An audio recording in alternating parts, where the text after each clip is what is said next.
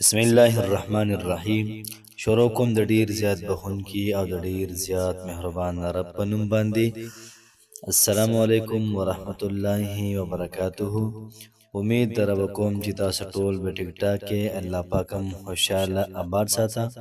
په دې وخت کې تاسو ګورئ وظایف کې دنیا چینل او زه نوې وظیفې سره تاسو سره مخاطب یم.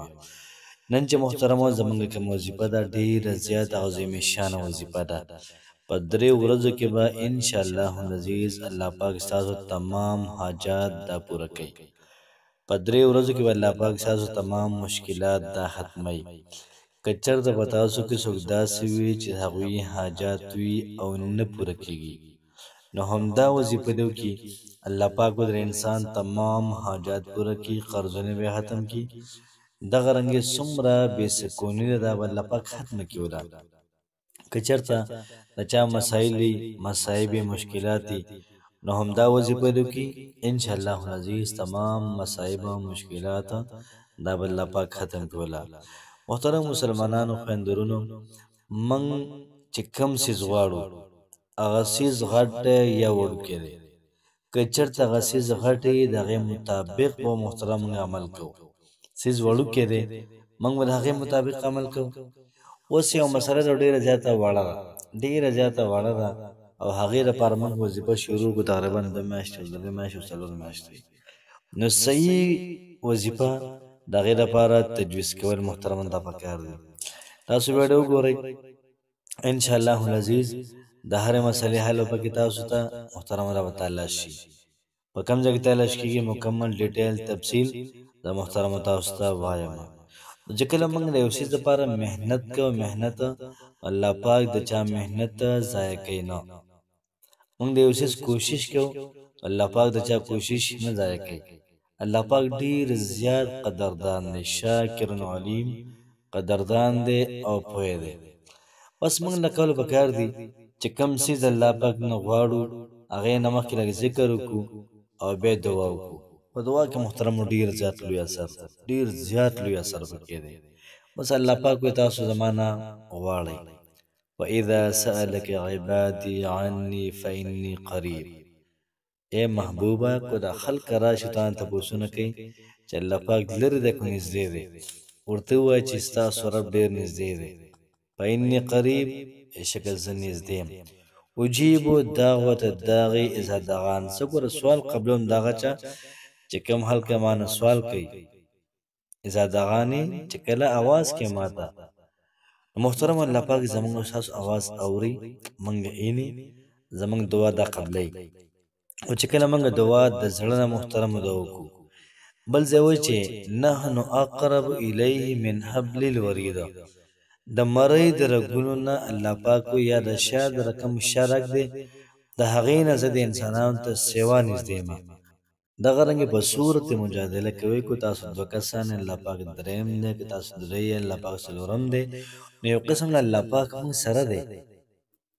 نو چې الله پاک موږ سره دی نو بیا موږ محترمو دعا به غواړو بهترین انداز کې. یو پیره هارون الرشید باچا دعا کوله، دعا یې کوله. یو سړی رالی سایل، هغه ویل د باچا ته چې مال سره کړي. او چې کله هغه رالی او هارون الرشید باچا ته وکتل، لاسونه بره کړي، الله پاک دا راکړي، الله پاک دا راکړي، الله پاک دا راکړي. ډېر ثواب شو.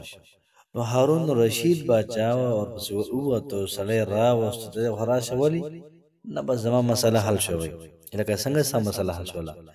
نو دی ورته وایي ته غواړې د الله پاک نه غواړې، ته سوال د هغه نه کې. نو معلوم پکار دی که نه چې زم سوال د الله پاک نه وکړمه، ستا نه ولې وکړمه؟ ته ورسره راکړې ماله. انسان به صحیح او انسان ورکړه به صحیح.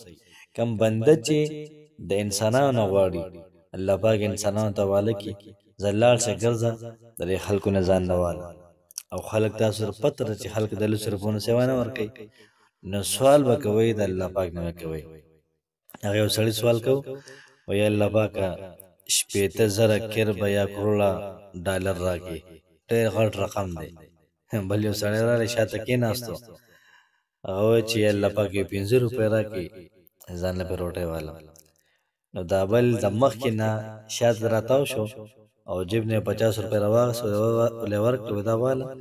موږ ته مارکیټ سره خرابې زه دومره ډېره غواړم او ته یې 15 روپۍ غواړې د الله پاک نه دغه رنګ محترم الله پاک لوی دی غټ دی پور جهان کې څونه پیسې دي الله پاک دې خلکو له ورکړي دي څومره رزق دی الله پاک دې خلکو له ورکړی دی څومره سونه ده لالونه جواهرات دی الله پاک دې خلکو له ورکړي په غرونو کې پیدا کړي دي خلکو له ذهن ورکړو دا ځای رو کنه سونه پکې ده حکومتونه چلول دي الله پاک که یار هر څه د الله پاک کوي نو چې کله موږ د الله پاک نه غواړو الله پاک محترم هر څه کوي خو چې نه غواړو مشکل ده که یو شی هم نه کړاله نو کوشش وکړو نن چې کوم وظیفه ده بس 3 ورځې ته عمل وکړه انشاءالله العزیز انشاءالله الله پاک به ستاسو هر قسم مسله دا به ختمه کړي حسبی الله الله پاک کافي دی الله پاک زما لپاره څه دی حسبي زما لپاره کافي دی الله الله پاک نو کو د رزق مسله ده اته را وظیفه شروع کړي حسبی الله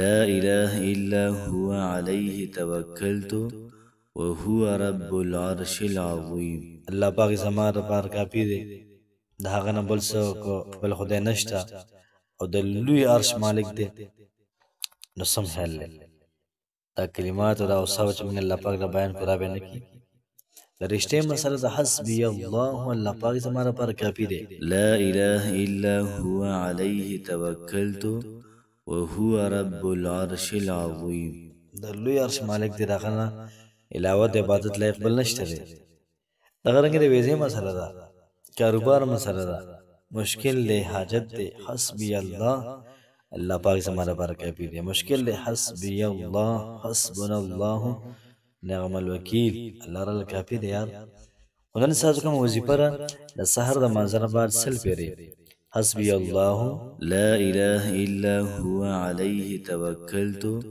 وهو رب العرش العظیم دا رنګ 100 پیری د سحر منظر بعد او سل پیری د ماسوتن منظر بعد حسبي الله لا اله الا هو عليه توکلت وهو رب العرش العظیم کوشش وکړئ محترم دا وظیفه خپل مو کې ملګرو سره هم شیر کړئ کېدای شي ستاسو د یو شیر د وجې د چا په ژوند کې تبدیلي راشي او ډېره زیاته لویه مسله د چا محترمو حل شي ستاسو پکې پیدا وي زما پکې هم پیدا وي دعا ماته هم کوي تاسو هم دعا کوئ خپله وظیفه کې ملګرو سره هم شیر کړئ الله پاک دې ستاسو تمام وظایف دا قبول کی دومره ټایم په ویډیو باندې ساردل او ویډیو مکمل سره پوره کتل او ذکر یادول بیا کول الله پاک دې تاسو په هر یو لفظ اوریدو باندې الله پاک تاسو له نیکیانه درکړي الله پاک دې تاسو هر قسم مسله